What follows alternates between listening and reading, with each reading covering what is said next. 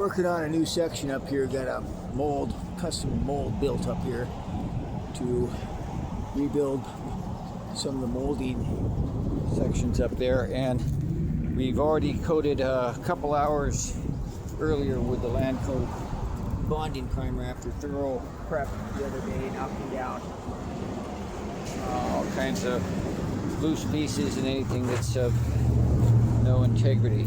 So it's all down to pieces of integrity, and it's been bonded.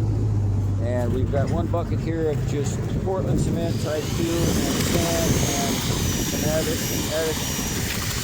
bonding liquid. And over here we have a bucket of 1/4 inch hardware cloth, screened gravel, sand, and Portland cement. And again, we're gonna